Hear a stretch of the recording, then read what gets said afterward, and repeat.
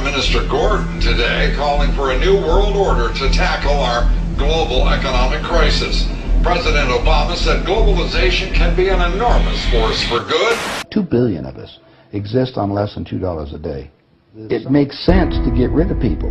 So what they said, they're going to make godlike decisions on who lives and who dies. Swine flu breeds in pigs, spreads then from person to person. It's infected 8 people in this country, 1,000 people in Mexico. There is a global meltdown coming. It is a global depression, and one world currency and one world financial system is the end game. Cities across the American Southwest are on alert, and just now the Associated Press moved a bulletin saying that 75 students at a high school here in New York City have now fallen ill with flu-like symptoms and are being tested for swine flu. Go ahead. We have a very great problem in this country today, and I wonder if you would use your leadership to counteract the rumors, the rumor mongers that are abroad in the land who are spreading all these rumors and scaring people to death. Large segments of our citizens believe that the United Nations is taking over whole blocks of counties in Kentucky and Tennessee. Yeah. And some of them, they believe that we're going to the concentration camp and they're going to give our army to Russia and all that baloney. The issue is, it's a need for a new world order. It's a phrase that I often use myself, that we needed a new world order. We've got to give them a stake in creating the kind of world order that I think all of us would like to see. It is a big idea, a new world order. China said last week they want one global currency. France said yesterday or the day before that they want one world order, a new world order, at the end of this event. 2 nights ago, the government used $900 billion of your money to give loans to businesses and guarantee those loans. They even asked hearing a great deal from our members about a big part of this health is the insurance culture of industry Wall Street not changing yet, with holes in the government.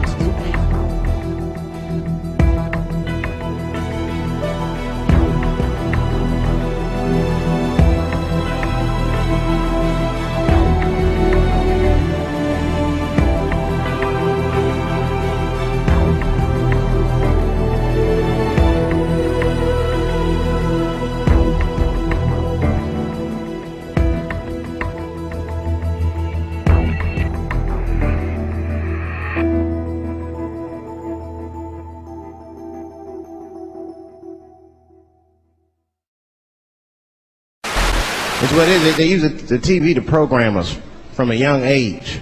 This is a documentary from which I touch base on one of the most sinister, yet subtle subliminal foundations of messages in which the average person will never come to realize because of the individual's inability to escape their subconscious prison. Now, as you're watching this, please keep in mind that it is perfectly fine with me for you not to interpret this information as truth, but rather as an element of questioning yourself as to why you look at things the way that you do. Now, whether you believe it or not, it is very important for you to understand that there is a big idea that satanically lies within every single piece of data that you come across on an everyday basis. Whether if it's you going out to the movies with your lover, watching music videos in the living room with your friends, reading corporate advertisements on billboards and on the back of buses, or just simply laying back watching some cartoon shows to get a good laugh. The truth of the matter is that 9 times out of 10, you are unknowingly conditioning your subconscious state of mind with everything that you hear and see. In my previous videos, I explained the Luciferian agenda that the global elites are manifesting in plain sight. What's sad about this fact is that the average individual would just quickly brush away the truth in exchange for what would not discomfort their system of belief. Now, this is a topic that is always being looked over as nothing more than the famous conspiracy theory 6-syllable compound word. It is time to expose the mainstream media, music industry, and the New World Order, one world religion, in a way that I hope you understand completely.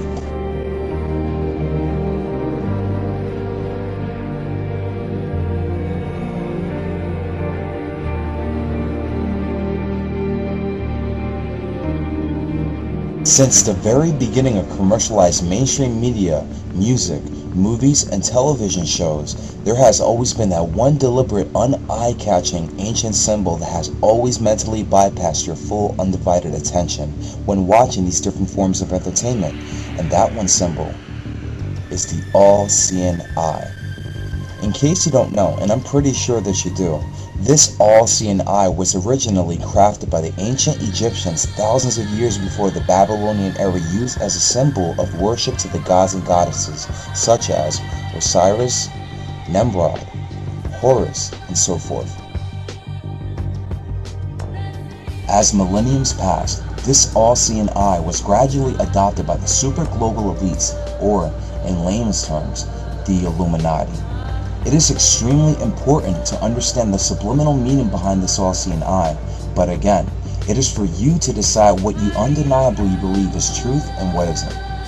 With all the intentional distraction of the symbol being transparent more and more as you sit down and watch the mainstream news, music videos, television shows, and movies, the all-seeing eye becomes unnoticeable and irrelevant to what it is you're actually viewing. By this point, you are probably asking yourself, what is the all-seeing eye and its true meaning?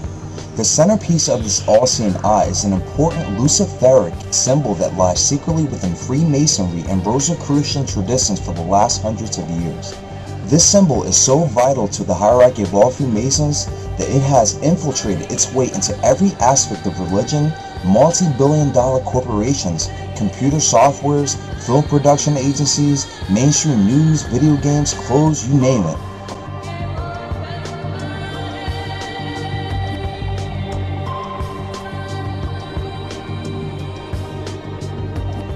You are constantly being bombarded with the satanic symbol almost every single day, but are handicapped to distinguish the difference between an honest, simple, and straightforward logo with no subliminal meaning whatsoever as opposed to this one.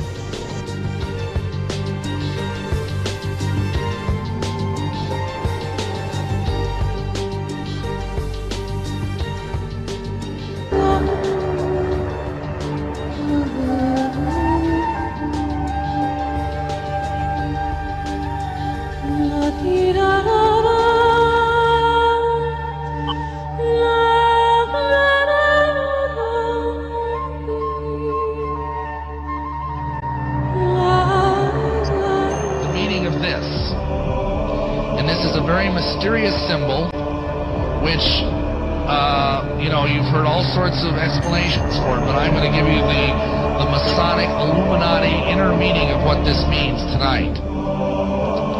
And it's going to probably gross you out and astonish you, and I apologize in advance for that. But this is what it means. Crowley reveals the secret behind the all-seeing eye symbol in one of his books, the Book of Thoth, which is a very advanced manual on tarot card readings. And this is the eye of Lucifer.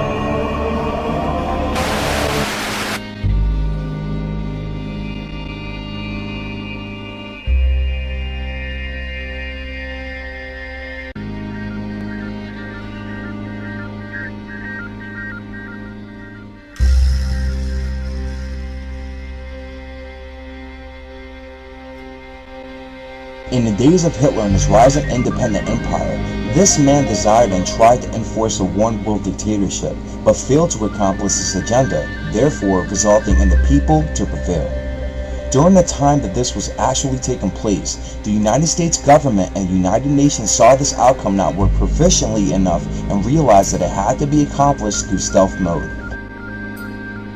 After exhausting every option to do so, mind control came into play. This global mind control came through propaganda, controlling the media and all educational systems, from which turned it around so that the people are in complete and total acquiescence to the point where you are practically begging for your own enslavement.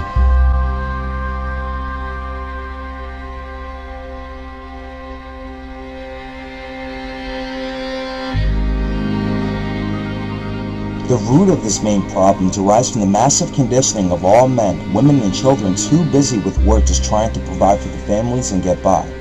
Since this is a survival mechanism that was created by the same people who made 9/11 happen, people don't have time to look into these matters.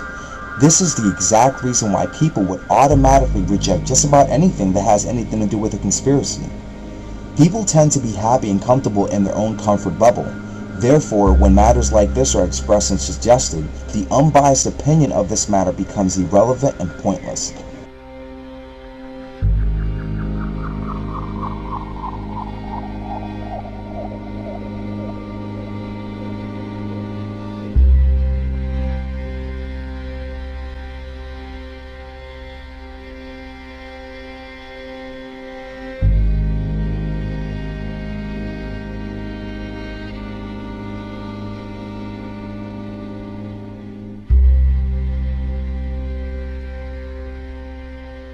It's on 105th corner, northwest corner, right? Right. At number 2 World Trade Center. Right.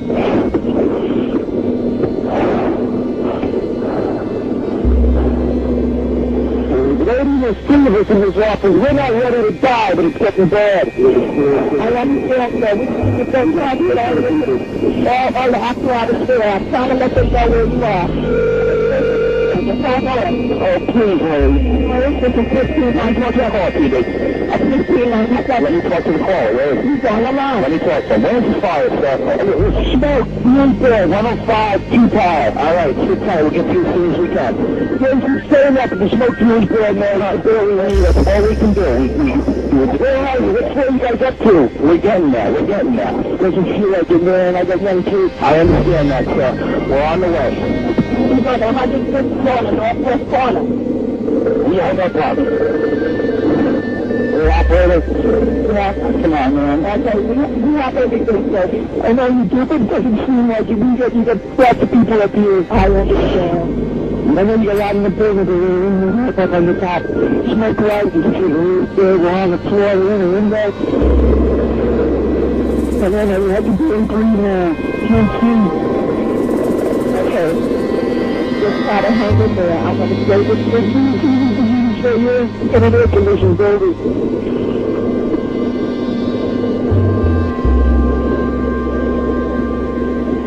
What the hell happened? Okay, I'm still here. He's just trying to find a party. He's trying to get me. Doesn't feel like it.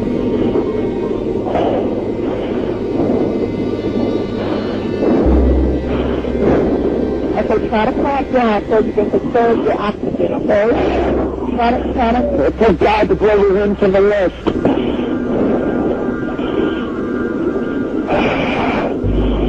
It's wind there, it's black, it's iron.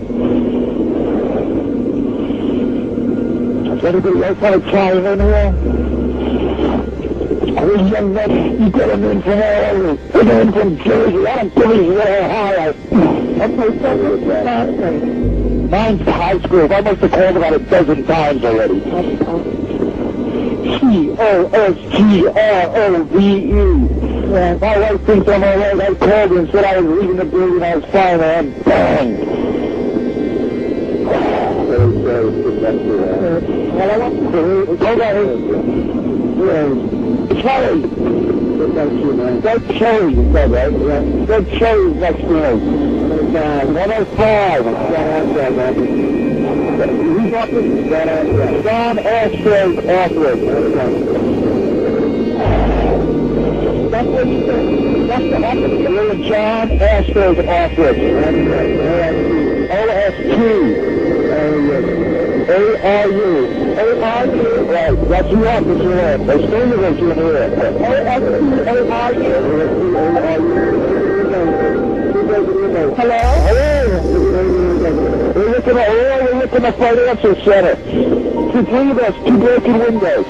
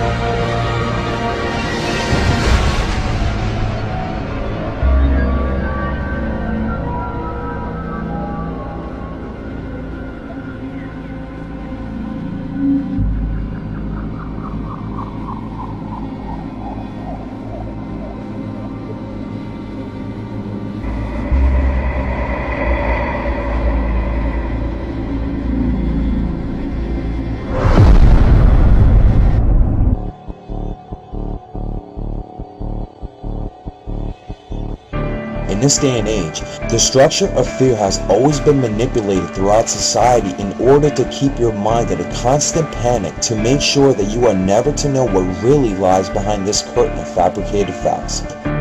If you have ever done enough of your own research, you have or will then realize that there has always been a disastrous rise of misplaced power. Most just won't notice that the false flag staged attacks that occurred on 9/11 were nothing more than a pathetic excuse to create the image of an enemy and go to war with the Middle East to take over all of the foreign oil and other natural resources for profit gain, meanwhile robbing away all of your liberties and rights. Your very own freedom is being stolen from right under your nose. It's been almost 8 years since the events took place on September 11th, and where have we gotten? Nowhere. In the midst of this unfortunate dumbing down society that is becoming more rampant as time goes along, a small percent of people are being woken up from all the lies and deceit in hopes to start raising awareness, but are outweighed by the disinformed public.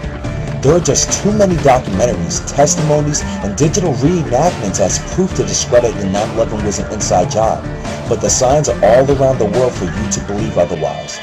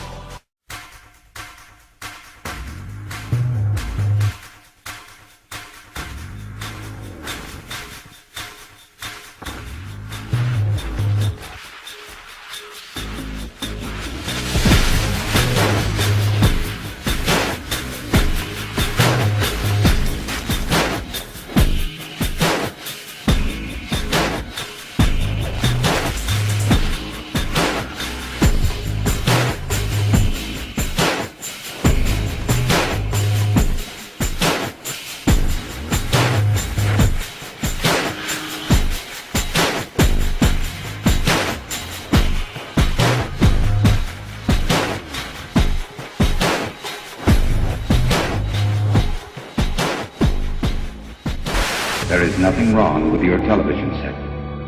You are about to participate in a great adventure.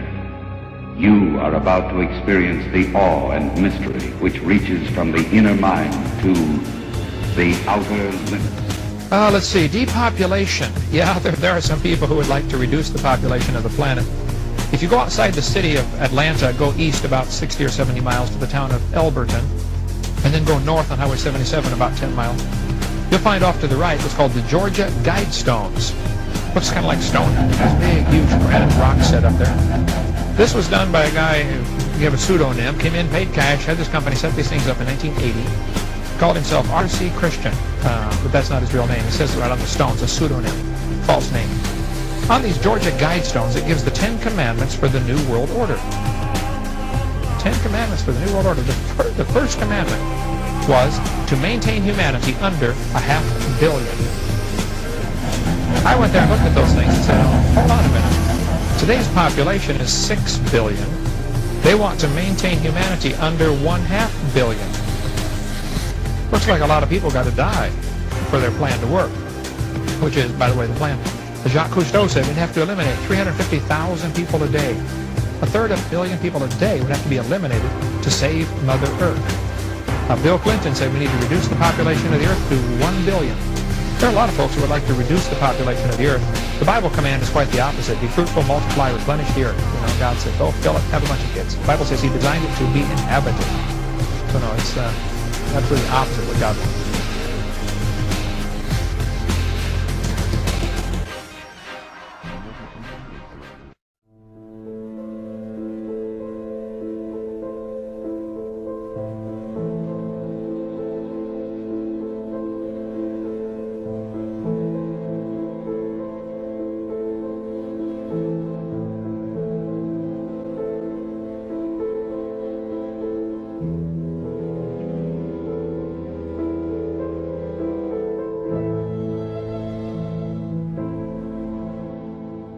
What happened on September 11, 2001 was just the beginning of a U.S. government conspired attack to bring forth the end of our rights.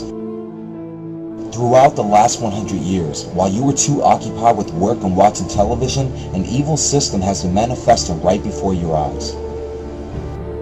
Death by the billions has long since been the agenda for the global elites. To put things into perspective, you might want to ask yourself, why is it that every disease, large fractions of poverty, famine, and the overall death by the millions is taking place every single day? There is a hidden reason for this purpose and one purpose alone: population control.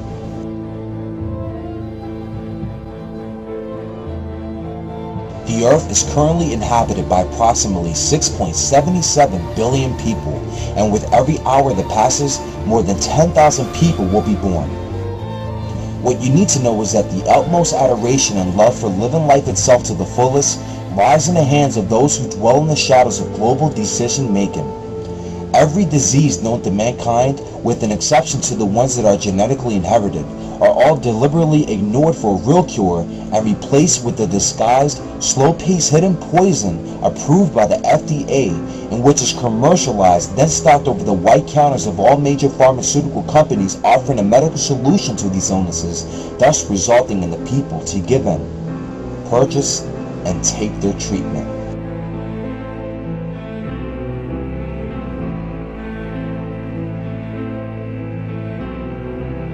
There is a win-win situation in all this, and you will reap no benefit whatsoever. What is this reward? It's simple, really.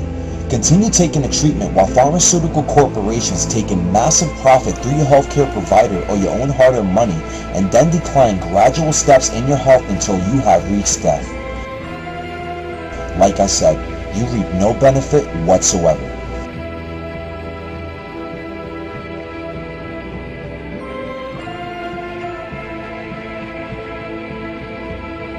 This is just one method that is being implemented to wipe out 90% of mankind. But rather of just focusing on this one pixel from the bigger picture, allow yourself to readjust the clarity of understanding so that you are able to perceive a more in-depth elaboration of this global agenda as a whole.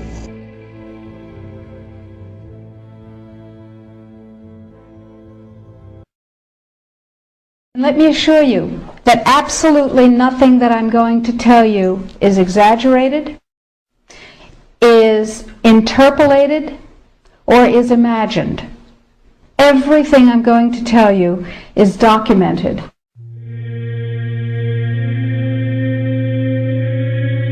He who controls food controls the world. Well, they said in 1962, we're going to work toward total global implementation of Codex Alimentarius on December 31st, 2009. They were sort of guidelines. Now, Codex Alimentarius Commission is administered by the World Health Organization, WHO, and the FAO, the Food and Agriculture Organization. They fund Codex and they run it at the request of the UN. So they're mommy and daddy to Codex Alimentarius. In 1994, Codex, with no notice here in this country whatsoever, declared nutrients, put on your intellectual seatbelts, declared nutrients to be toxins. They're poisons.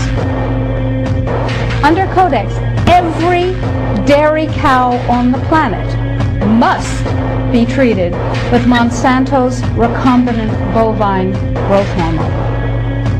Furthermore, under Codex, every animal used for food on the planet must be treated with subclinical antibiotics and must be treated with exogenous growth hormones. If you do the numbers in the WHO-FAO projections, the epidemiological projections, they estimate, not I, that just the vitamin and mineral guideline alone, when it goes into global implementation on December 31st, 2009, will result in a minimum of 3 billion, that's B, bad, big, billion deaths. 1 billion through simple starvation. Those folks who die are not particularly economically successful from the point of view of the corporations, but the next 2 billion. They will die from the preventable diseases of undernutrition. Who will live? Probably those people who are wealthy enough and powerful enough to have their own pushers of clean food and nutrients. So we need your help, because the United States leadership is what's going to literally save the population of the planet. Never heard of Codex? That's exactly what they want. Profit-driven political intrigue, government corruption and coercion, where genetic manipulation and the patenting of life forms are used to gain worldwide control over food production. This is just the tip of the iceberg.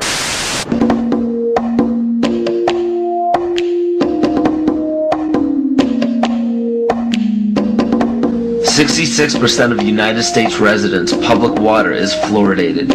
It is known to have tremendous effects on bone cancer, joint problems, bone weakness, lowered estrogen and testosterone levels, and dental fluorosis, which is yellowing of the teeth and pitting in the enamel. Wouldn't it make more sense to enhance public water with vitamins which are meant to be ingested to promote overall health, rather than putting such a toxic chemical in our water with a bogus explanation that it will improve our dental health? We now know that fluoride causes more dental problems than it solves. Something doesn't seem right about this. Do you honestly believe that these companies care deeply enough for the people to spend large amounts of their own money to fluoridate public water when the people already purchase their own toothpaste? But there's a difference between toothpaste and drinking water. We don't ingest toothpaste. If you go to any hardware store and look at any rat poison product, you will only find one ingredient: sodium fluoride. It is the most toxic ionic molecule outside of potassium dichromate. Now Dannon, along with other companies, have begun fluoridating bottled water. It is becoming increasingly difficult to get away from. And the fact that fluoride is also used in many prescription antidepressants shows that it eliminates aggression and motivation in people. Fluoride to my knowledge, as a physician, has absolutely no biological benefit whatsoever. But one of the significant things is that the Russians carried out all sorts of experiments on people living in the Gulag. One of them, of course, was to fluoridate the water. Why? You fluoridate the water, why people are not as aggressive as they ordinarily would be. In fact, what is the active ingredient in Prozac that is so widely distributed in America today? Well, it's a fluoride compound. And now, we are finding that public water nationwide is showing up with arsenic, lead, cadmium, and thermonium, which is a radioactive form of lead. Cancer, lowered sex drive, birth defects, sedation, and brain defects. Does this not sound like a wonder drug for anyone aiming to control a population? It's quite astonishing, Paul, the degree to which environmentalists have not been educated about fluoride. You know, people have an unconscious trust in their doctor or their dentist, and if you can persuade doctors and dentists that fluoride is safe and good, then you're able to reach the rest of the nation. People believe their doctors and dentists, and that was a way of promoting fluoride for Bernays. Fluoride was killing their cattle, destroying their crops.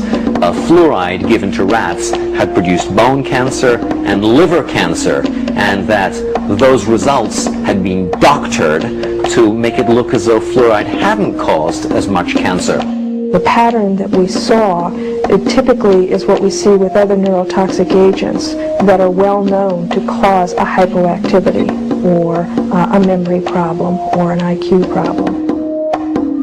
When I first presented the results of these studies, one of the individuals sitting and listening to the results, he says, "Do you have any idea what you're saying?"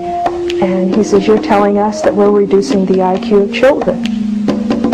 And basically I said, yes.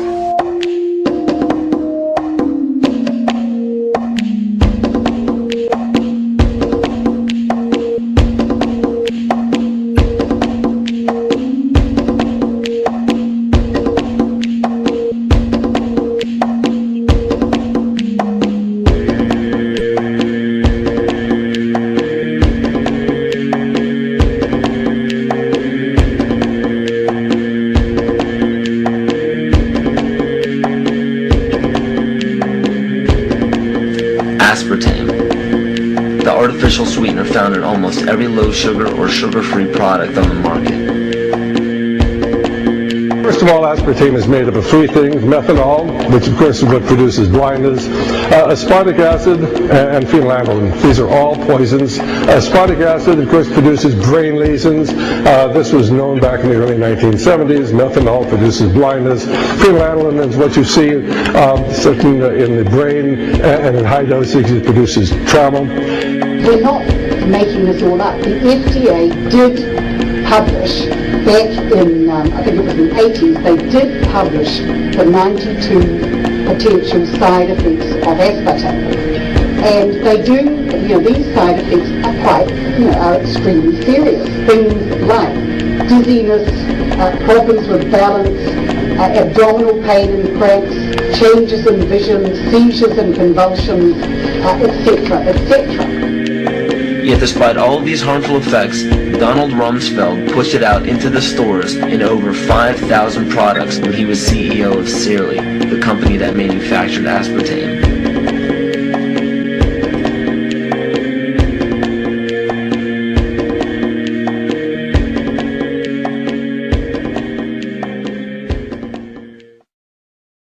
The sustainable goal is the elimination of the middle class. The world cannot support 6 billion people. You see, the plan behind sustainable development includes population control. It's a program for land use control, education control, and population control. The leaders of the sustainable movement say that the world's human population should not exceed 500 million people. That's a 93% reduction of today's population levels. In 1992, while the Rio conference was going on, George Bush, then president, was there. He was just offshore in Prince Charles's yacht, where he executed the Agenda 21 protocols on behalf of the United States and brought it back to Washington, D.C. Within a year, Bill Clinton, by executive order, established the President's Council for Sustainable Development. In 1996, Bill Clinton set up the President's Council on Sustainable Development. One of the dictates of Agenda 21 is that every country in the world is to set up a national council to oversee the implementation of Agenda 21. I've listened to Gorbachev explain, we are writing a new set of 10 or 15 commandments to replace the original 10.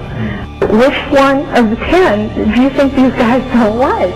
Thou shalt not lie, thou shalt not steal, thou shalt not covet. Because I'll tell you what, these people have lied to us. They're in the process of stealing all of this nation's natural resources, and they covet everything you have left.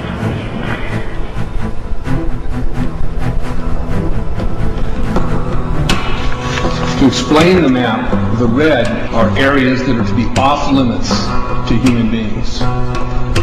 If you live there, you won't. The yellow areas are the areas for major control of all human activity.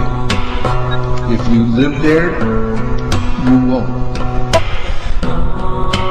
Black dots are the smart growth zones. As for human beings, are to be stacked and packed in small living units along rail tracks. The Smart Growth Program ultimately has jobs assigned and children cared for by the state.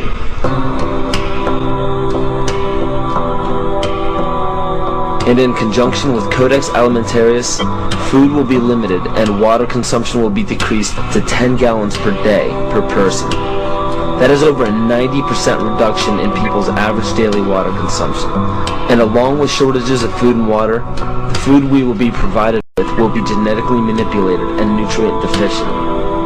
Genetic manipulation of food causes complications in metabolizing and utilizing food for energy.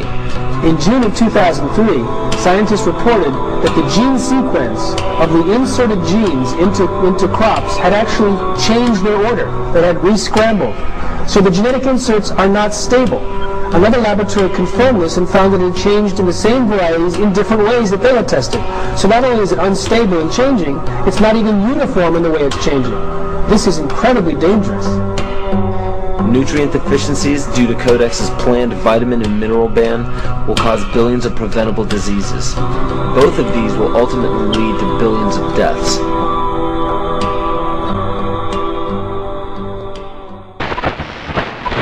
Reach the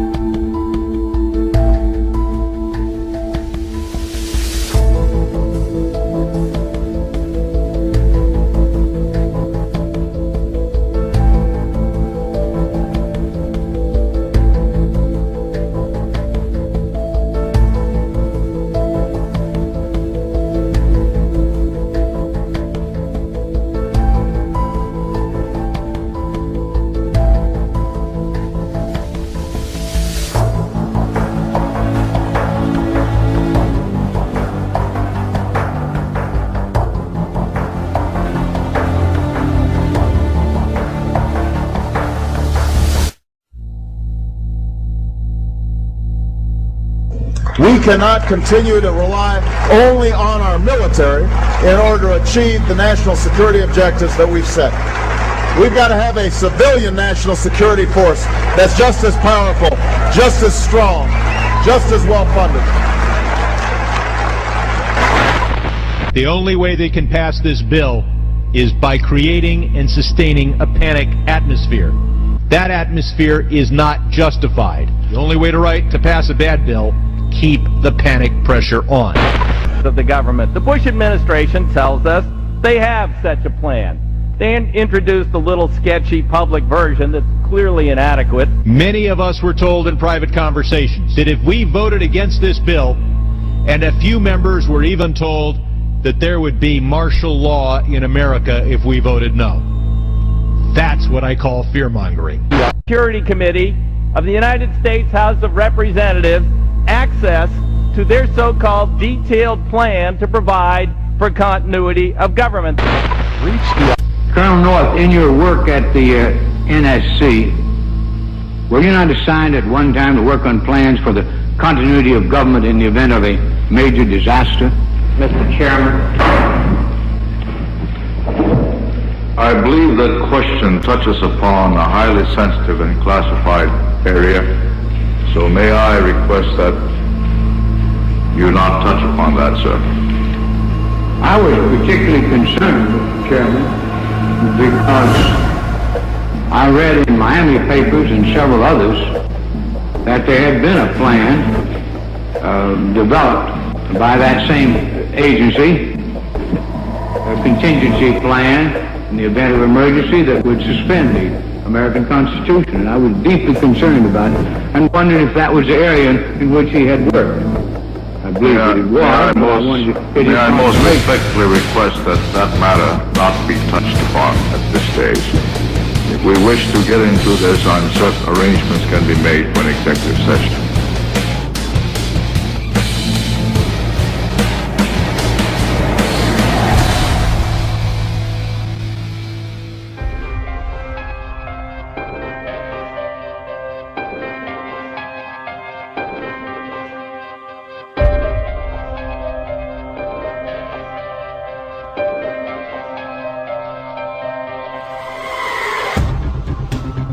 Just when you thought the spectrum of eliminating the Earth's overpopulation was at its peak, at every turn was society consuming the inescapable poison food and drug supply, once the global elites had staged another false flag attack in America.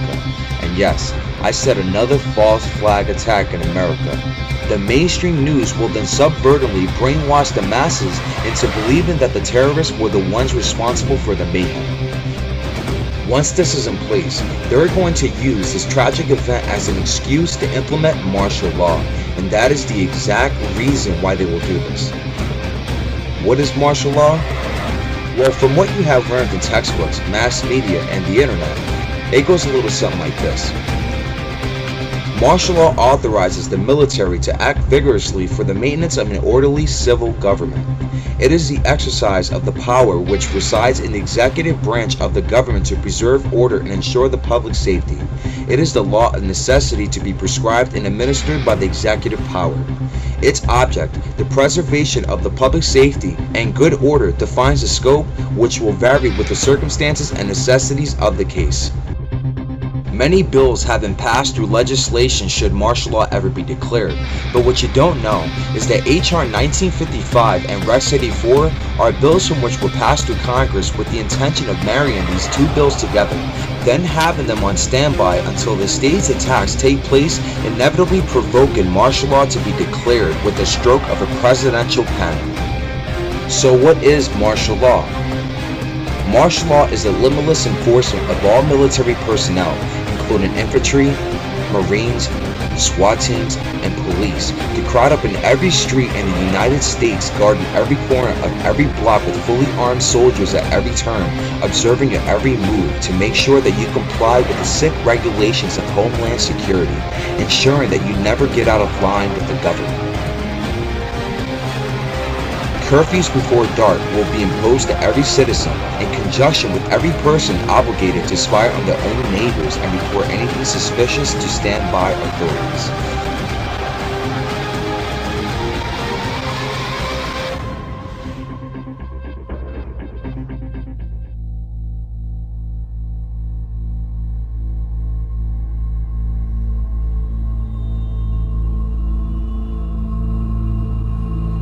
But the reality of this totalitarian scheme coincides with the granddaddy of them all. The FEMA concentration camps. To break down what these concentration camps are exactly, you first need to understand that everything you might have learned about these detention centers up till this point have been whitewashed and distorted so that any individual who attempts to divulge the information regarding this matter will then quickly become subject of ridicule. So again, let us break down the basics of what this tyrannic plan really is. There are 3 color lists from which the US government created along with FEMA as their frontrunner once martial law has been implemented completely. The 3 cow tagging labels are the red list, the blue list, and last but not least, the yellow list. The red list is solely dedicated to exterminate and kill every and all outspoken patriots, ministers, talk show hosts, community leaders, net leaders, outspoken filmmakers and rappers, government-resistant families, and just about anybody who refuses to go along with the unconstitutional agenda.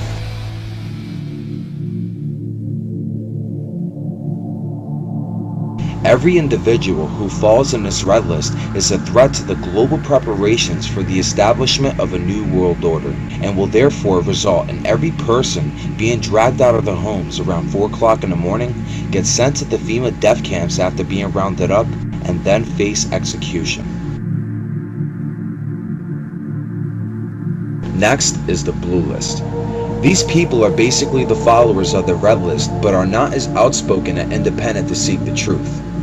These individuals will be rounded up by FEMA after martial law is in full effect, and will then be taken to the concentration camps in an attempt to be re-educated through various mind control methods, but most will not survive this tyrannic procedure. And lastly, we have the yellow list. These are the people who don't have the slightest clue about the New World Order, what it really is, and don't want to know at all.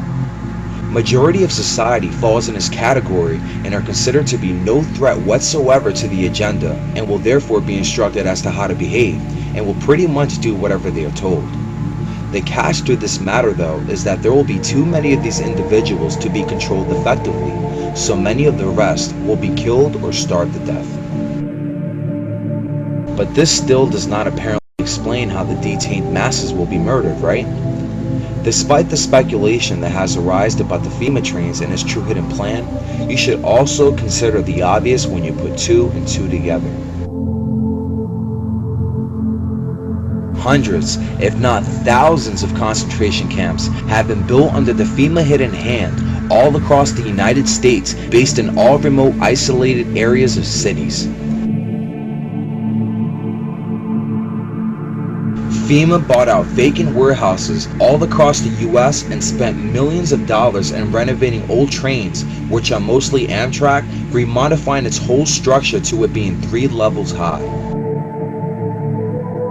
And these trains, along with FEMA railroad barns, are gas-powered, airtight ceiling vents with steel handcuffs at the train seat armrests and steel shackles by the base of the floor for the feet.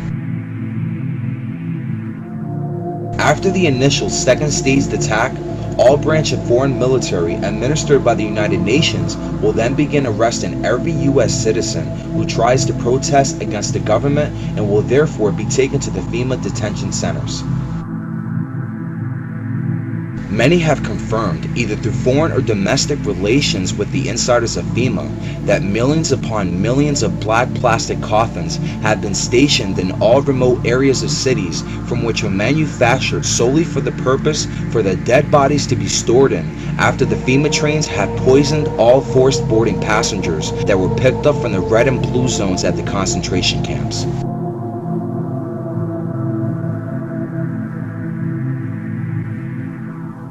Once these trains finally arrive to the FEMA warehouses, with every person exterminated from the train's poisonous gas, all of the dead bodies will be removed from the train carts and then placed inside the plastic coffins. 3 human beings can fit one on top of each other in just one casket liner alone. It is estimated that FEMA will process over 300,000 bodies per hour nationwide once it is in full effect.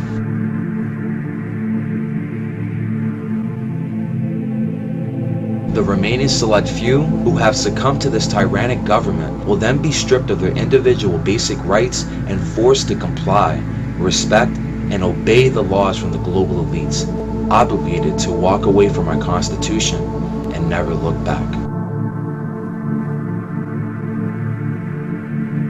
What this really comes down to is the American version of the modern-day Holocaust. Words can't even express how immensely overwhelming it is to even begin divulging this information to you, in which I really don't want it to happen. But one thing that is for certain is that history repeats itself.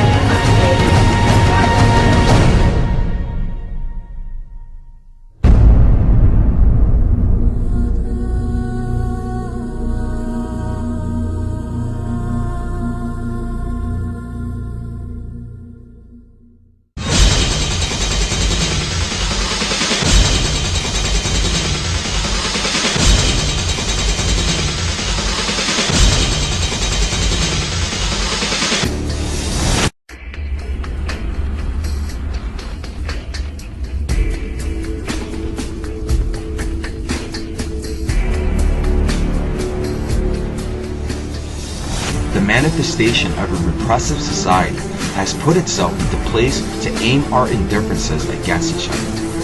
So with that being said, let's put all the bull to the side and observe the true nature of the real reasons why our own government has been orchestrating these premeditated events at face value.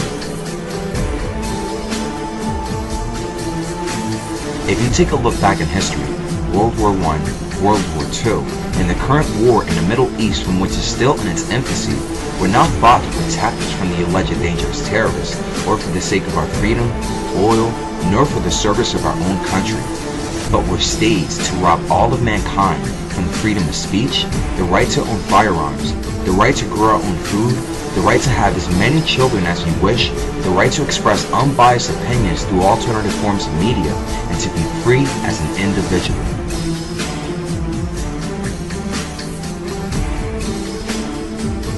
The people at the top of this capstone have suppressed the secrecy of this massive brainwash, only to really dumb down society into believing and accepting that war is the key in order to sustain our freedom.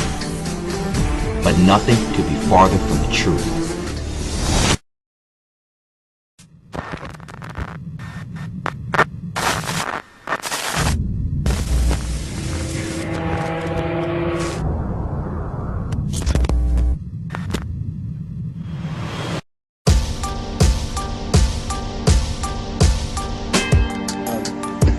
Chairman Runaki, I'm looking at the report that you handed out this morning, and I was wondering if you could take your copy and turn to page 26.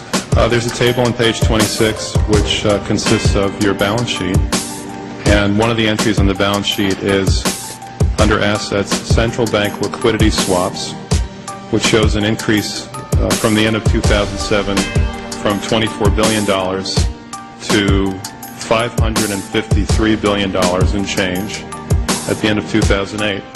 What's that? Those are swaps that were done with foreign central banks. Many foreign banks are short dollars, and so they come into our markets looking for dollars and drive up interest rates and create volatility in our markets. What we have done is, with a number of major central banks, like European Central Bank, for example, we swap our currency, dollars, for their currency, euros. They take the dollars, lend it out to the banks in their jurisdiction. That helps bring down interest rates in the global market for dollars. And meanwhile, we're not lending to those banks, we're lending to the central bank. The central bank is responsible for repaying us. So who got the money? To financial institutions in Europe and other countries. Which ones? I don't know. $500 billion and you don't know who got the money? The loan went to the loans go to the central banks, and they then put them out to their institutions to try to bring down short-term interest rates in dollar markets around the world. Well, let's start with which central banks got the money. There's 14 of them, which are listed in our, I'm sure they're listed in here somewhere. All right, so who actually made that decision to hand out $1 trillion that way? $500 billion. Who made that decision? The Federal Open Market Committee. Okay, and was it done at one time or in a series of meetings? A series of meetings. And under what legal authority? We have a long-standing legal authority to do swaps with other central banks. Do you have to know anything? It's not an emergency authority of any kind. Anything specific about it? Do you know my counsel says Section 14 of the Federal Reserve Act. All right, we actually looked at one of the arrangements, and one of the arrangements is $9 billion for New Zealand. That works out to $3,000 for every single person who lives in New Zealand. Seriously, wouldn't it have been better to extend that kind of credit to Americans rather than New Zealanders? It's not costing Americans anything. We're getting interest back and it comes back. It's not at the cost of any American credit. We are extending credit to Americans. Well, wouldn't it necessarily affect the credit markets if you extend $500 billion in credit to anybody? We are lending to all U.S. financial institutions in exactly the same way. Well, look at the next page. The very next page has the U.S. dollar nominal exchange rate, which shows a 20% increase in the U.S. dollar nominal exchange rate at exactly the same time that you were handing out $500 billion. Do you think that's a coincidence? Yes. All right, well, the Constitution says, no money shall be drawn from the Treasury but in consequence of appropriations made by law. This money is not drawn from the Treasury. Well, let's talk about that. Do you think it's consistent with the spirit of that provision in the Constitution for a group like the FMOC to hand out $500 billion to foreigners without any action by this Congress? Congress approved it in the Federal Reserve Act. When was that? Quite a long time ago. I don't know the exact date. 100 years ago? The original act is 1914, I believe. I don't know whether this provision was in 1914 or not, but the Federal Reserve Act was in 1913. All right, and at that time, the entire gross national product of this country was well under $500 billion, wasn't it?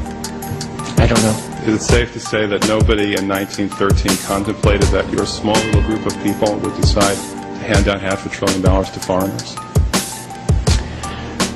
This particular authority has been used numerous times over the years. Well, actually, according to the chart on page 28, virtually the entire amount that's reflected in your current balance sheet went out starting in the last quarter of 2007, and before that, going back to the beginning of this chart, the amount of lending was zero to foreigners. It was zero before the crisis, yeah. But this was part of the process, working with other central banks to, again, to try to get dollar money markets working normally in the global economy. All right, my time is very limited. Gentleman's time is expired. The gentleman from New York. Mr. Chairman.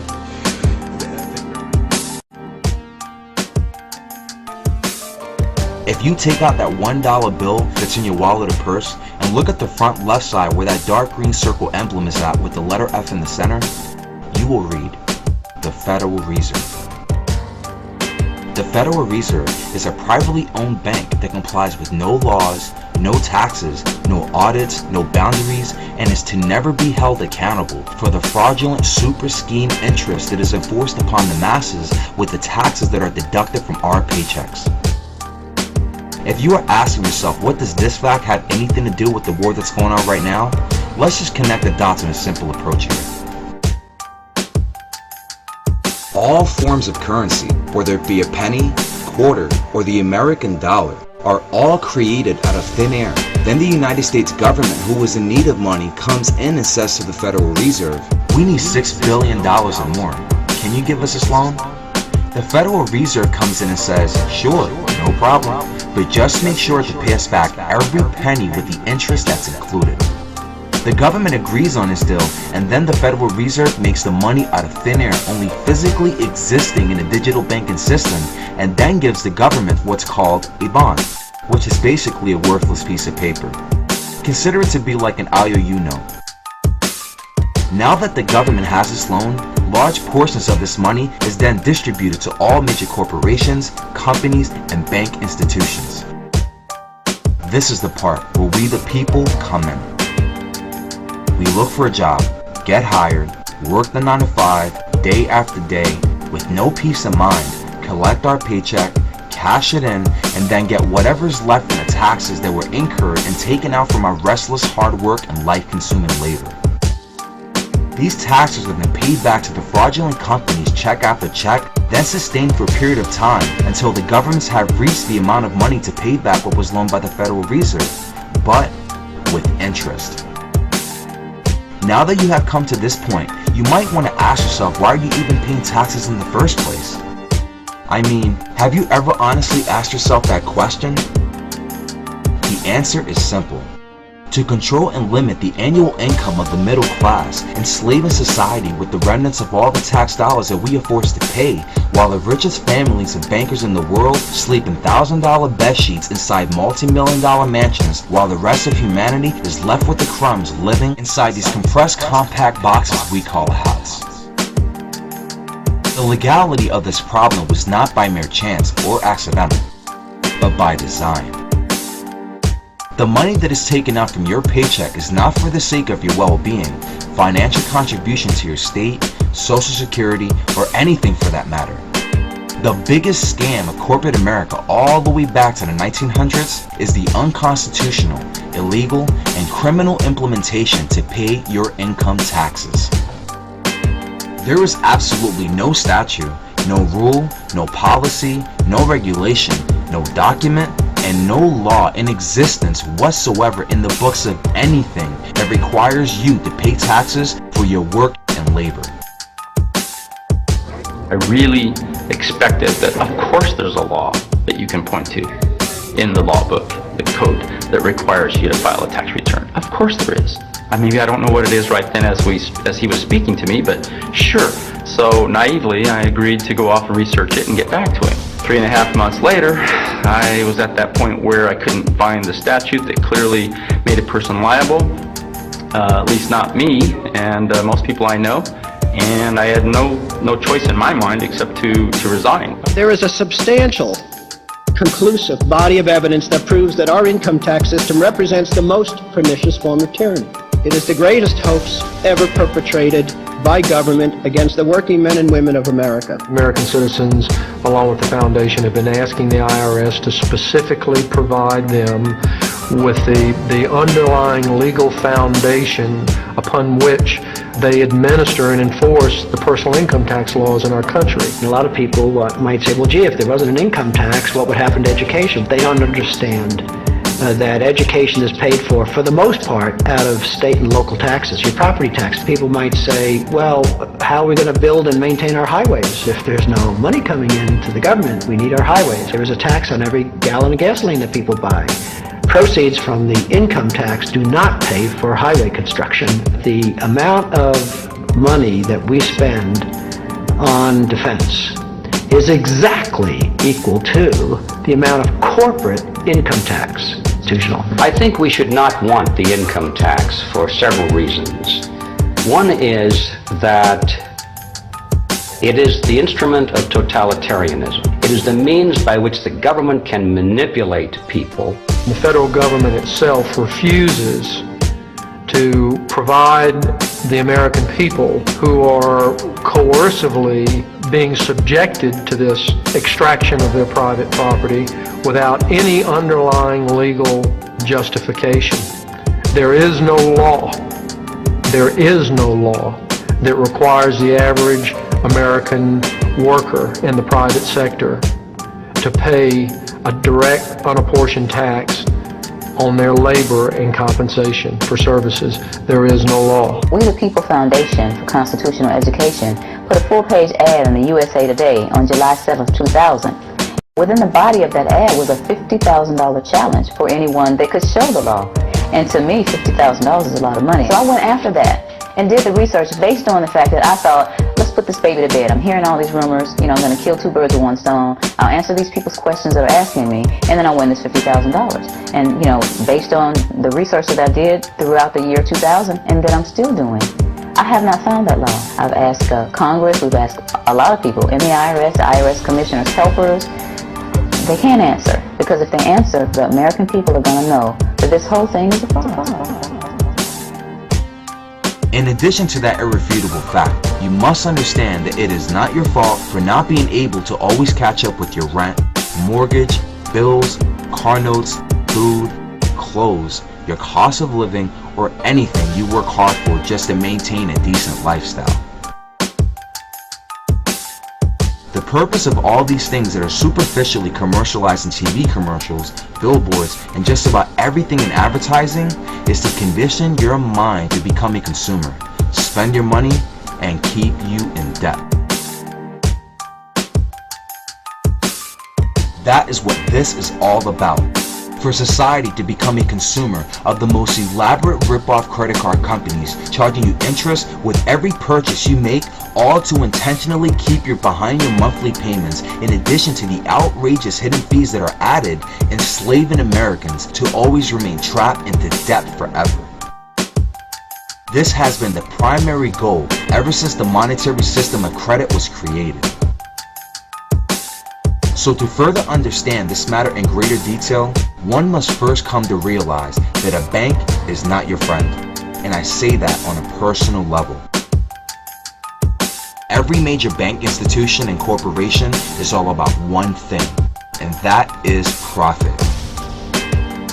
At face value, the average person would say that's obvious enough for anyone to see. But if you were to do your own research about things like free energy, such as water and electric running vehicles, solar, tidal, and wind power, just to name a few, You will then come to discover that we have more than enough natural resources and good, honest scientists and engineers to create clean, efficient, infinite energy, whether it be to fuel our own cars or to power our homes without ever having to reach our wallets to pay for it ever again. But the problem is that since this poses a major threat to the wide array of money-hungry corporations, this free energy is not able to generate a dime for the global elites. So it is then banned from the commercial industry, oblivious to the toxic waste in the air we breathe, to eliminate the block of profiting from their corporations. All just to stay on top and make sure that nothing never gets in the way of their cash flow. This reality alone separates what you have taken into account when you take a look back into everything you have learned prior to this point. But now that you have a more in-depth perception and understanding how and why our very own government is deceiving the masses with the intent to enslave society on a global scale, it is now time to unveil the secrecy of treason step by step in order for you to easily comprehend the reason why this has been happening all along.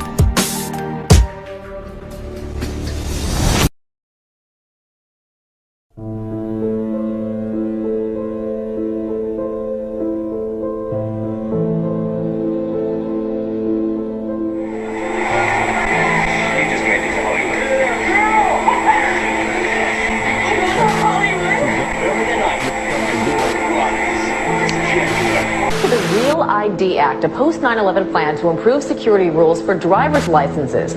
Finally, details were unveiled Friday, and it's going to mean big changes in the way we get and renew our most common form of ID. One by one, second graders at the Bonita Country Day School flashed their best smiles. Not for school pictures, but for an ID card that hopefully will never get used. Deadline for Real ID, a requirement that Americans get a more secure driver's license if they want to use it to board planes. Here's the question. You already provide a photo ID or passport when you travel. So why is the Transportation Security Administration demanding to obtain more private information about you before you can board any commercial airliner in the U.S.? Here are the facts. The TSA, acting in accordance with a congressional mandate, is imposing its so-called Secure Flight Program beginning this weekend. The program will require most people on domestic flights to provide their dates of birth and their gender as a part of this new screening process. The microchip, the size of a grain of rice, is injected under the skin and gives off a low-frequency radio wave. A scanner reads each chip's identification number. The next step, say researchers, is developing an implantable chip with a global positioning system to track people miles away.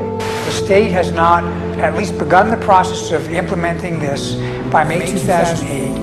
Then the driver's license from that state will no longer be accepted for federal identification purposes. And that's going to be inconvenient for people from that state. Now, many of them may use other IDs. They may use their passport or a federal pass card or some other document.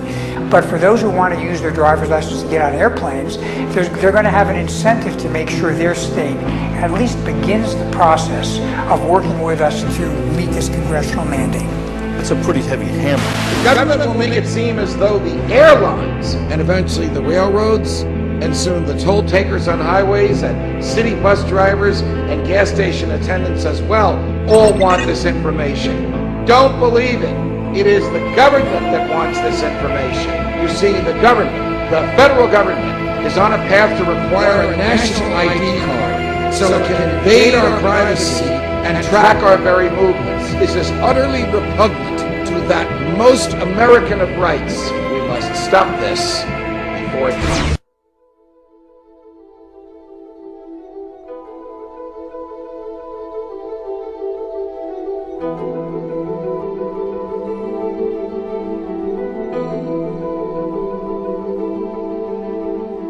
For the last several years, Homeland Security has been working desperately on the prime focus of creating an immense variety of identification devices to gather every individual's personal information.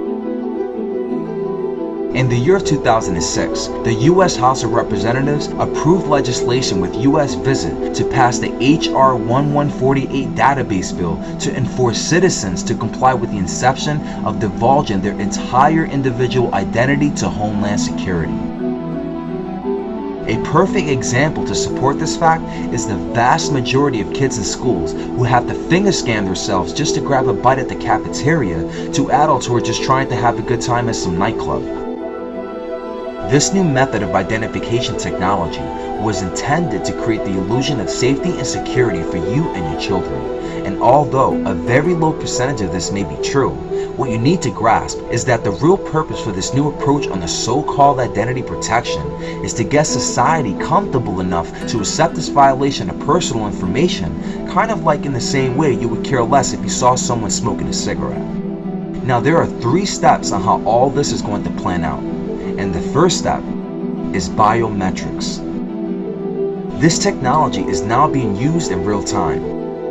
Basically, how biometrics works is that it records all of your physical characteristics, such as the anatomy of your facial structure, fingerprints, the iris of your eyes, to the behavioral characteristics of your voice, the amount of times your eyes blink, to the dialect of how you speak. Once all of these physical traits are stored inside the biometric system, all of your physical information is then slingshot right back to the Department of Homeland Security. From this point, every individual who has accepted this method of identification is now locked inside a monitor control grid in which records your every transaction, thus inhibiting the right of privacy and personal discretion. This is all being done by the ones in the shadows of key positions and places of authority. So now that you have the basic concept of how this new age of technology is being used against the people, let us further comprehend why this process is being ushered to society in the first place. The government taking a big new step, looking to build a huge database of people's physical characteristics. It's called biometrics. I hope that you're not on that terror watch list. Yeah, we don't know. Biometric screening is nothing more than a mirage and stepping stone to bring us into the second step, which is the National ID card. In January 26 of 2005, the H.R. 418 Real ID Act was first proposed to Congress in hopes to pass this bill so that U.S. citizens would be forced to carry a national ID card. After the bill was reviewed by dozens of members from the Homeland Security Committee, in February 10th of 2005, it was then passed by the U.S. House of Representatives. Fortunately, this bill still was not able to pass legislation because it did not receive much of any Senate vote, nor was it assigned from a previous or current president. Now for some, this bill may appear to be very convenient, but what most fail to realize about this situation is the true nature of what this bill is really all about. To put it simply, the National ID card is biometrics on steroids. Let me put it like this. Your driver's license, birth certificate, social security card, fingerprints, iris retina scan, health records, criminal background, credit history, and a small database chip along with every piece of personal information you could possibly imagine is all stored in this one National ID card. Should this pass ID Act get presidential approval, the very foundation of our individual privacy will become subject of everlasting scrutiny. Do you really think this bill will actually benefit you and your family?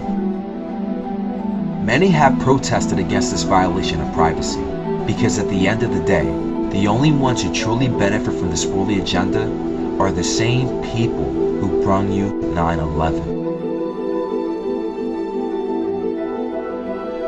Among the reality that driver's licenses, birth certificates, and all other personal documentation will basically become obsolete once this Real ID is implemented upon society, in order to understand this breakdown accurately as to why the first and second step of this matter has come into play, it is to give birth to the most totalitarian third step of them all, which is the very chip. Throughout the progression of these tyrannic bills being fought to pass legislation with tooth and nail, the top global elites have been working alongside with one of the biggest, unpatriotic, corrupted scientific corporations to implant a rice grain-sized microchip tracking device pierced inside the flesh of every man, woman, and child in order to bring forth what this Luciferic empire has been striving to achieve for the last half-century. And that is a microchip-controlled population.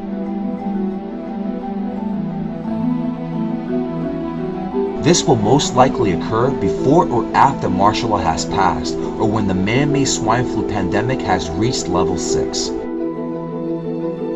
This microchip will contain your entire existence, from where you live, how much you have left in your bank account, to where you are located on Earth exactly at any given time or place.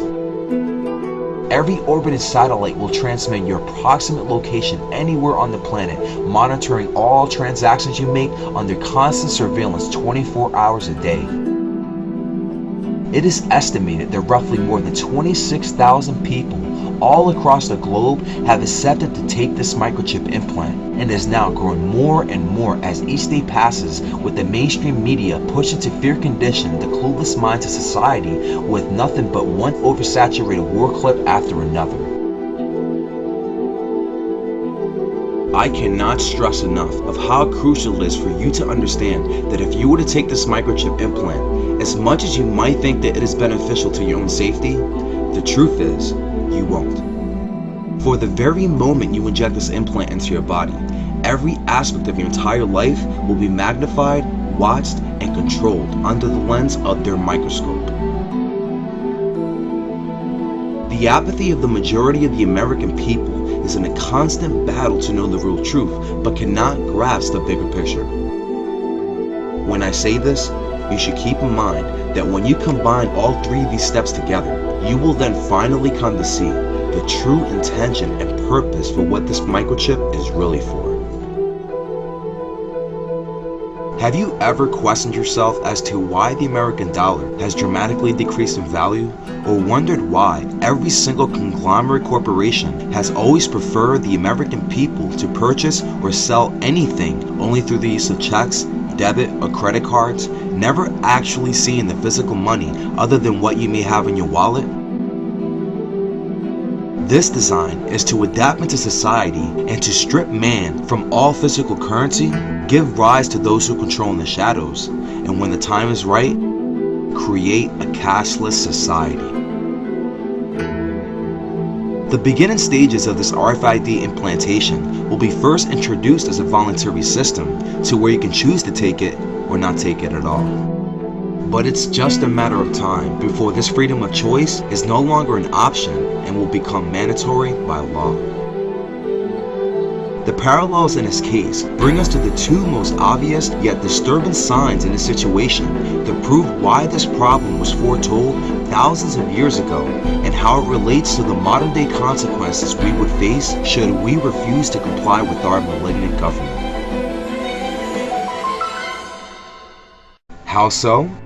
For whosoever were to take this microchip and shortly after decide to not conform with the government, after realizing the true nature of this tracking module, will just end up having the very chip turned off.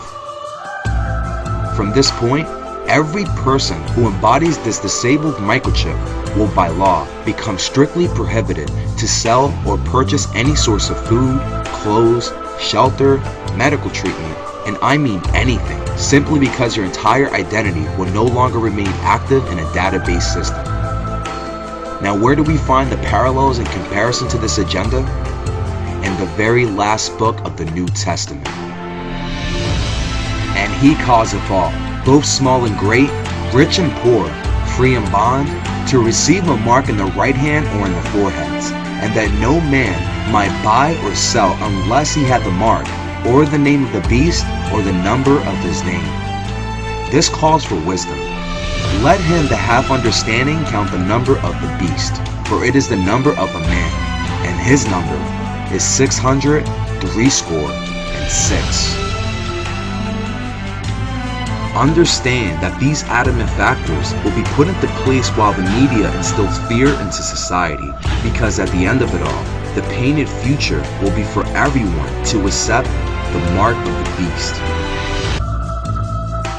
Since you still have the narrowest window of opportunity to actually learn this vital information in accordance with the limited amount of truthful, credible sources exposing this knowledge, time is of essence for you to finally understand why you must not believe the countless falsified reasons to accept implanting this microchip into your body.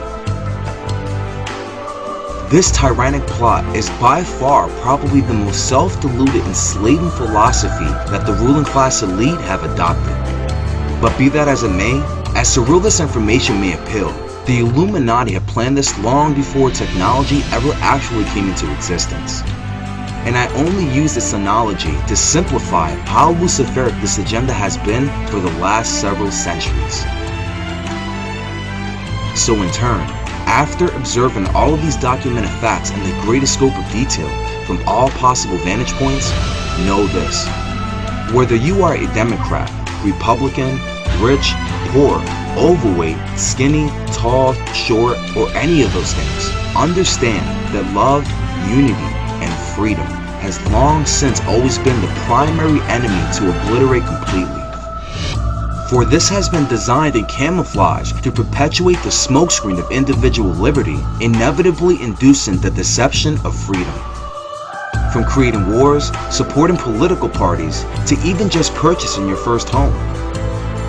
The most essential method that is used to manifest this abhorrent illusion upon humanity is to not give you rights, but limited privileges restricting freedom of choice in order to control society so that you always remain blind, ignorant, as a prisoner of your own mind without ever realizing it.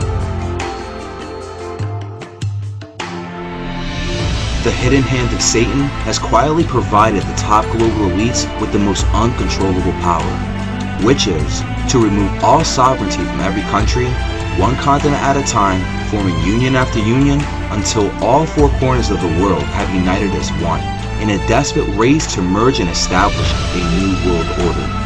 And then complete what Adam Weishaupt, Adolf Hitler, and George Herbert Walker Bush have all dreamed for the last 300 years. And that is a one world government.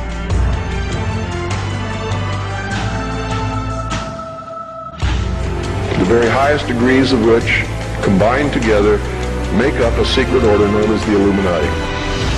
Their goal is to destroy all existing religions save theirs, all existing governments save theirs, and shackle the mob in a system of eternal oppressive debt chained to a computer for the rest of their life, and a propagandized world to make them believe that they are happy in this system. There's a method to their madness. There's really not much method to yours, because you're operating from a place of ignorance, and until you change that, you're going to be bumbling around, bumping into each other, saying and doing the wrong things, not understanding the nature of your enemy. And if you don't understand the nature of your enemy and the weapons they use, you cannot fight that enemy. You can't fight the battle. You shouldn't even be on the battlefield. That's why you're losing the war. And don't tell me you're not, because I'm in a place of great knowledge about who's winning and who's losing this war. And I can assure you, you're losing the war. Doesn't mean it can't be turned around. It'll never be turned around until you learn what you need to know. You don't even recognize half the weapons that they use against you. And some of them seem so insignificant that you don't even try. Do you understand what I'm talking about? What is our common bond truly? Freedom! Freedom! Without freedom, you can't be a Christian no matter what denomination you belong to. You can't be a Buddhist. You can't own a donut shop. You can't drive from here to Oregon. You can't be an American, because that's what it's all about, and it's the only thing that it's all about, nothing else. Nothing else. It's about freedom. Only freedom.